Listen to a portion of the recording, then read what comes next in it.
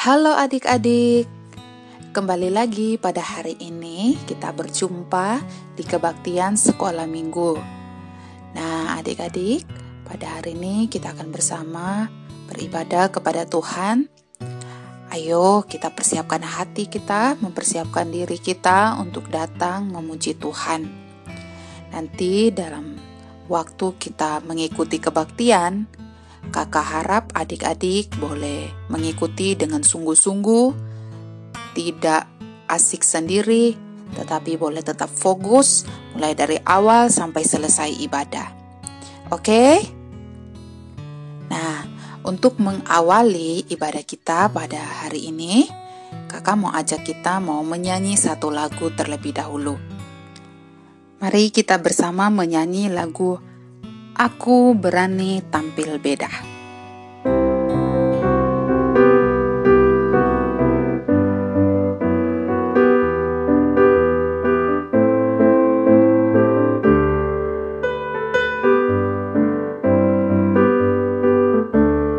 Saat iblis menggodaku, aku tolak dia dalam nama Yesus.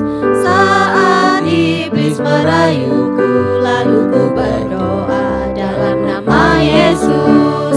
Ku kuat karena kasih-Nya, firman-Nya teguhkanku. Ku berdiri sebagai pemenang. Aku berani tampil beda. Saat iblis menggodaku, aku tolak dia dalam nama Yesus. Saat iblis merayuku, lalu ku berdoa dalam nama Yesus. Ku kuat karena kasih-Nya, firman-Nya teguhkanku. Ku berdiri sebagai pemenang. Aku berani tampil beda. Nah adik-adik, kita sudah memuji Tuhan dan sekarang saatnya kita akan bersama berdoa. Ayo lipat tangannya, tutup matanya, kita bersama berdoa. Ya Tuhan, terima kasih kembali ya Tuhan, karena Tuhan masih boleh memelihara kami sampai hari ini. Kami boleh bangun, kami boleh bernafas, kami boleh bergerak, itu semua karena kebaikan Tuhan bagi kami. Tuhan, pada saat ini kami bersama-sama kembali mau beribadah kepada Tuhan. Terlebih lagi kami mau belajar akan firman Tuhan. Tuhan kiranya menolong setiap kami, meskipun kami harus mendengarkan firman Tuhan dari rumah, tetapi biarlah firman Tuhan yang nanti kami dengarkan ini boleh kami mengerti dan boleh kami lakukan di dalam kehidupan kami setiap hari. Terima kasih ya Tuhan, hanya di dalam nama Tuhan Yesus kami berdoa. Amin. Nah adik-adik, kakak mau tanya, apakah adik-adik pernah mendengar kata rencana? Nah, rencana berarti kita menyusun suatu kegiatan atau suatu pekerjaan di waktu yang akan mendatang.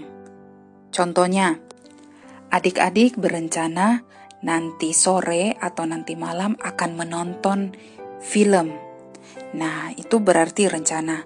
Adik-adik berarti menyusun suatu kegiatan yang akan dilaksanakan nanti malam. Firman Tuhan kita hari ini juga akan berbicara tentang rencana, tetapi bukan rencananya kita, melainkan rencananya Tuhan. Tuhan dia membuat suatu rencana untuk umatnya, untuk anak-anaknya, untuk orang-orang yang Tuhan sayangi. Nah, orang-orang yang dimaksudkan di sini adalah bangsa Israel. Adik-adik pasti sudah sering mendengar kisah tentang bangsa Israel di dalam Alkitab, bukan? Nah, adik-adik, dahulu kala orang Israel mereka tinggal di tanah Mesir. Setiap hari jumlah mereka bertambah banyak. Mereka memiliki anak, memiliki cucu, bahkan memiliki cicit. Nah, orang Israel ini mereka tinggal di Mesir bertahun-tahun lamanya. Karena sudah terlalu lama mereka tinggal di sana, akhirnya mereka menjadi nyaman. Mereka bahkan menganggap bahwa Mesir itu adalah rumah mereka atau tempat tinggal mereka. Tetapi adik-adik, Raja Mesir yang bernama Firaun, dia menjadi takut ketika melihat jumlah bangsa Israel yang selalu bertambah banyak. Lalu Raja Firaun ini berkata kepada rakyatnya, "Lihatlah, jumlah orang Israel mereka semakin bertambah banyak. Bahkan mereka lebih kuat daripada kita. Kita harus berbuat sesuatu untuk menghentikan mereka." Nah, Raja Firaun ini ternyata dia tidak senang atau tidak suka dengan orang Israel. Akhirnya dia membuat suatu rencana yang jahat kepada orang Israel. Dia menyuruh kepada orang-orang Mesir supaya menjadikan orang Israel sebagai budak atau sebagai pembantu. Sehingga pada saat itu akhirnya orang Israel mereka harus bekerja, membuat batu bata, dan juga mereka mendapat perlakuan buruk dari orang-orang Mesir. Tetapi adik-adik, meskipun Raja Firaun dan juga orang Mesir memperlakukan orang Israel dengan jahat, dengan kejam, tetapi jumlah mereka tetap semakin banyak. Semakin banyak bayi yang lahir di dalam keluarga orang Israel. Nah, tentu ini merupakan salah satu rencananya Tuhan, karena Tuhan berencana akan membuat bangsa Israel menjadi bangsa yang kuat dan bangsa yang besar, yang jumlahnya sama seperti bintang di langit dan juga pasir di laut. Tetapi Raja Firaun ini dia tidak tinggal diam. Dia kembali menyusun rencana jahat bagi orang Israel. Dia membuat peraturan bahwa setiap bayi laki-laki yang lahir di dalam keluarga Israel harus dibunuh. Nah, ketika orang Israel mendengar peraturan itu, mereka menjadi takut. Mereka berusaha keras untuk menyelamatkan bayi mereka, khususnya bayi laki-laki. Nah, lalu tiba pada satu waktu, ada seorang bayi laki-laki yang lahir dengan sehat di sebuah keluarga orang Israel. Kedua orang tua bayi ini sangat mengasihi bayi tersebut. Mereka juga berusaha untuk menyembunyikan bayi tersebut dari tentara Mesir, supaya mereka tidak menemukan dan mengambil bayi itu untuk dibunuh. Tuhan dia membantu ibu dari bayi itu untuk memikirkan rencana yang begitu luar biasa dalam menyelamatkan bayinya. Nah, ada tumbuhan tinggi yang tumbuh di tepi sungai yang disebut pandan. Ibu ini dia mengambil beberapa bulu tanaman tersebut, lalu dia menganyamnya, sehingga tanaman itu menjadi sebuah keranjang, agar supaya dia dapat meletakkan bayinya di dalam keranjang. Nah, lalu dia melapisi bagian luar keranjang itu dengan ter, sehingga air tidak bisa masuk ke dalamnya. Nah, setelah keranjangnya sudah jadi, dia pun memasukkan bayinya ke dalam keranjang tersebut. Nah, setelah bayinya sudah masuk ke dalam keranjang, lalu keranjang itu diletakkan di tepi sungai, sehingga tersembunyi dari prajurit Mesir.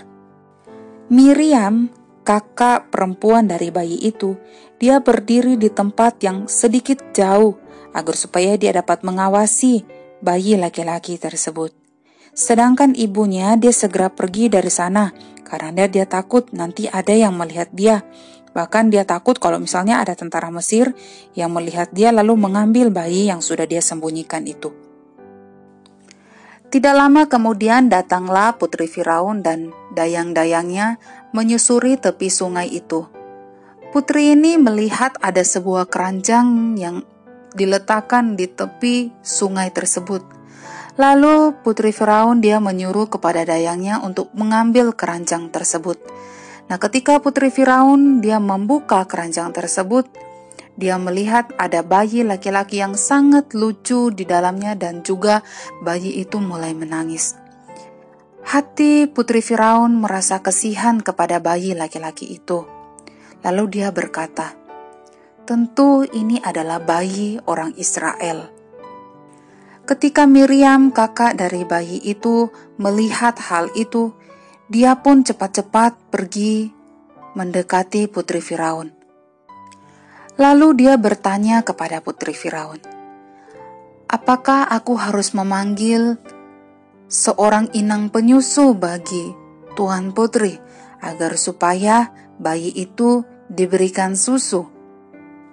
Lalu putri Firaun menjawab, "Baiklah, carikan seorang inang pengasuh bagi bayi ini." Nah, lalu Miriam dengan penuh sukacita dia pun segera pergi ke rumahnya dan memanggil ibunya. Dia menceritakan segala sesuatu yang dia lihat kepada ibunya mengenai pertemuannya bersama dengan putri Firaun tadi. Lalu sang ibu pun pergi bersama dengan Miriam untuk bertemu dengan Tuan Putri. Lalu Tuan Putri Firaun dia berkata kepada ibu tersebut, "Bawalah bayi ini dan rawatlah dia untuk aku. Aku akan membayar kepadamu segala perawatan yang kau lakukan kepada bayi ini." Lalu putri Firaun menamai bayi itu Musa, yang artinya diangkat dari air. Nah, adik-adik, ceritanya sampai di sini dulu. Nanti dilanjut lagi minggu depan.